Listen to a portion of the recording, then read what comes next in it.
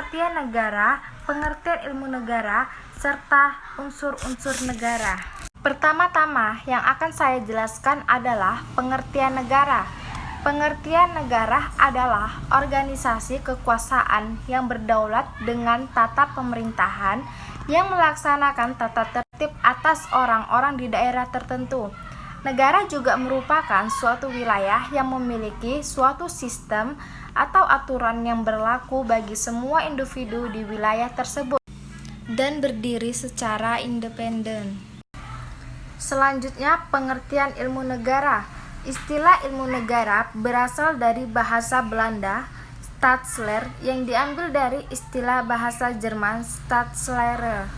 Dalam bahasa Inggris disebut the General Theory of State atau Political Theory. Istilah ilmu negara pertama kali diperkenalkan oleh George Jelinek yang disebut sebagai Bapak Ilmu Negara.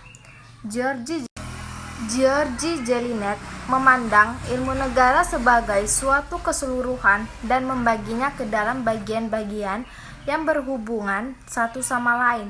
Di Indonesia, universitas yang pertama kali menggunakan istilah ilmu negara adalah Universitas Gadjah Mada Yogyakarta. Menurut Cranenburg, ilmu negara adalah ilmu tentang negara, di mana diadakan penyelidikan tentang sifat hakikat, struktur, bentuk, asal mula, ciri-ciri, serta seluruh persoalan di sekitar negara. Selanjutnya, Cranenburg berpendapat bahwa ilmu negara merupakan cabang penyelidikan ilmiah yang masih muda walaupun menurut sifat dan hakikatnya merupakan cabang ilmu pengetahuan yang tua. Karena sebenarnya ilmu negara sudah dikenal sebagai suatu ilmu pengetahuan sejak zaman Yunani kuno. Ilmu negara adalah ilmu yang menyelidiki pengertian-pengertian pokok dan sendi-sendi pokok dari negara dan hukum negara pada umumnya.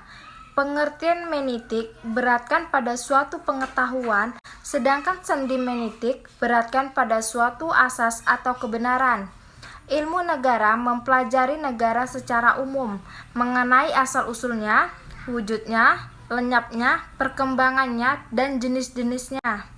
Selain itu, Profesor M. Nasron SH menyatakan bahwa ilmu negara umum adalah suatu ilmu pengetahuan tertentu. Sebagai suatu ilmu pengetahuan, maka ilmu negara. Selanjutnya saya akan menjelaskan tentang unsur-unsur negara. Pertama adalah wilayah. Wilayah merupakan salah satu unsur wajib dari suatu negara. Wilayah suatu negara dapat berupa suatu daratan, perairan, dan udara.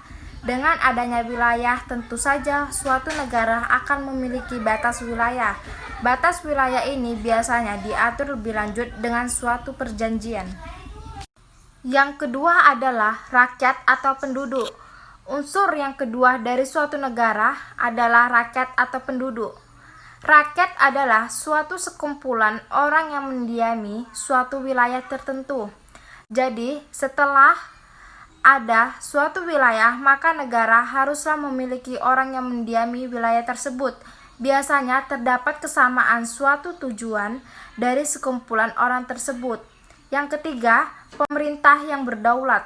Setelah adanya wilayah dan rakyat, maka unsur negara yang ketiga adalah pemerintah yang berdaulat. Pemerintah suatu negara biasanya berbeda antara negara yang satu dengan negara yang lain.